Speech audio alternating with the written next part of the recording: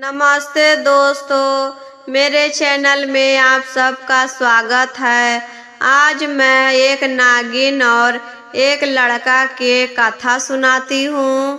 कथा बहुत ही सुंदर है, शुरू से अंत तक जरूर देखिएगा। अच्छा लगेगा तो लाइक करिएगा, शेयर करिएगा और चैनल पर पहली बार देख रहे हैं तो चैनल को सब्सक्राइब करिएगा। तो चलिए शिव चर्चा की सुंदर कथा सुनाती हूँ। 12 साल का एक लड़का था, उसका नाम राजू था।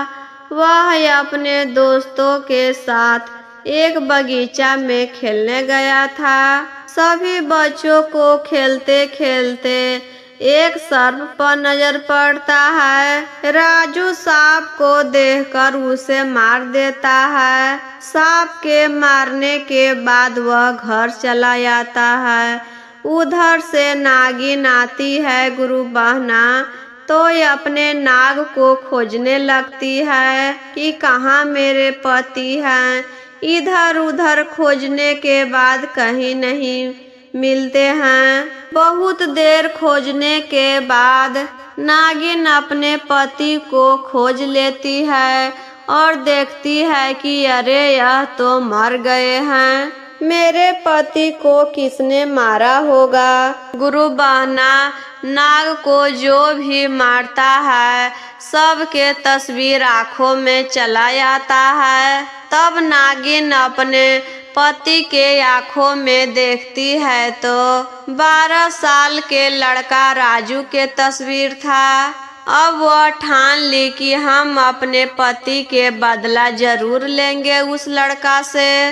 नागिन उसी दिन से राजू के घर में रहने लगी और राजू के साथ रहती थी कि जब भी इसका शादी होगा तो हम इसे डसकर मार देंगे। जिधर राजू जाता था उधर नागिन भी जाती थी। जब राजू सोता था तो साथ में सोती थी पलंग पर। यह सब देखकर माँ तो बहुत चिंतित रहती थी कि मेरे बेटा के साथ एक नागिन क्यों रहती है और कुछ करती भी नहीं है और हम उसे मार भी नहीं सकते हैं क्योंकि यह मेरे बेटा के साथ कुछ नहीं करती है तो हम इसे क्यों मारे। और डरती भी थी कि कहीं मेरा बेटा को डस ना ले। उसके गांव में एक विद्वान महर्षि थे। कोई भी गांव में संकट आता था तो वही महात्मा के पास जाकर अपना संकट बताते थे और महात्मा उनका उपाय बताते थे। राजू के माँ भी वही महात्मा के पास जाकर कहती है, बाबा मेरे बच्चा को बचा लीजिए। मेरे बेटे के साथ एक नागिन रहती है। जब वह कहीं भी जाता है तो पीछे पीछे जाती है, सोता है तो साथ में सोती है, कहीं मेरा बेटा को डस ना ले। तब महात्मा जी आंखें बंद कर कर ध्यान लगाते हैं तो कहते हैं कि तुम्हारा बेटा 12 साल के था तब वह उसके पति को मार दिया था। उसी के बदला लेने के लिए वह उसके साथ रहती है कि जब भी इसका शादी होगा तो वह डस लेगी। शादी होगा तभी डसेगी, नहीं शादी होगा तो वह कुछ नहीं करेगी। माँ कहती है कि जब ऐसा बात है तो हम अपने बेटे के शादी कभी भी नहीं करेंगे। राजू अब बड़ा हो गया था। उसके लिए प्रतिदिन 2-4 अगुआ आते जाते रहता था, लेकिन उसकी माँ शादी करने के लिए मना कर देती थी कि हम नहीं शादी करेंगे अपने बेटे को। फिर भी 2-4 रिश्ता हर दम आते रहता था। जब भी कोई रिश्ता आता था तो राजू के माँ कहती थी कि हम अपने बेटे को शादी क्यों करें। जब मेरा बेटा के शादी होगा तो यह नागिन के देख रहे हैं जो मेरे बेटे के साथ रहती है। जब शादी करेंगे तब ही यह मेरे बेटे को डस लेगी और आपकी बेटी विधवा हो जाएगी। इसी चलते हम अपने बेटा के शादी नहीं करेंगे। यह बात गांव से लेकर दूसरे गांव तक फैल गया कि उस गांव में एक लड़का है और उसके साथ एक नागिन रहती है और उसको शादी नहीं करने दे रही है। तो बगल के गांव में एक लड़की थी। वह शिव गुरु के बहुत ही बड़ा भक्त थी। दिन रात शिव गुरु के भजन कीर्तन करते रहती थी। वह आकर कहती है, माँ जी, हम आपके बेटे से शादी करने के लिए तैयार हैं। आप अपने बेटे के शादी हमसे करा दीजिए। राजू के माँ बोलती है, बेटी तुम मेरे बेटा से शादी करके क्या करोगी कि शादी के दिन ही तुम विधवा हो जाओगी। लड़की कहती है, माँ आप हम पे छोड़ दीजिए, इन्हें कुछ नहीं होगा। देखते हैं कि नागिन में कितना शक्ति है।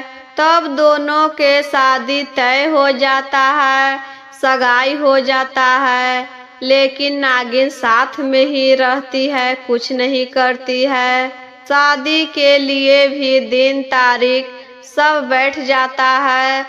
जब तिलक के दिन आता है गुरु बहना, सभी लोग यहाँ तिलक लेकर आते हैं लड़के के घर और वहाँ पर लड़की शिव गुरु के ध्यान लगाकर बैठी है और वहाँ से सब देख रही है कि नागिन क्या क्या कर रही है।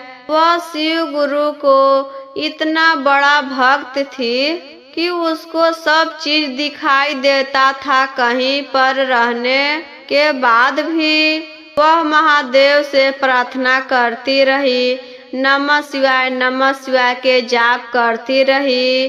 तिलक तो बहिया से चढ़कर आ गया गुरु बहना। अब मटकोर हुआ, मड़वा गड़ाया, हल्दी चढ़ा। जब बारात के दिन आता है तो सभी लोग यहाँ से बारात लेकर जाते हैं और साथ में नागिन भी जाती है। दोनों के शादी हो रहा था लड़का लड़की के, तो नागिन कलसा भी बैठकर देख रही थी। शादी होने के बाद विदाई हुआ।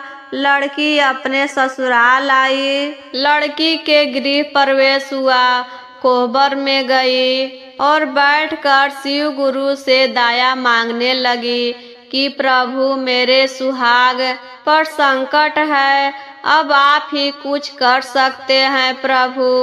मेरे सुहाग के जान अब आपके हाथों में है। दया करिए प्रभु, दया करिए। आप नहीं दया करेंगे तो कौन दया करेंगे।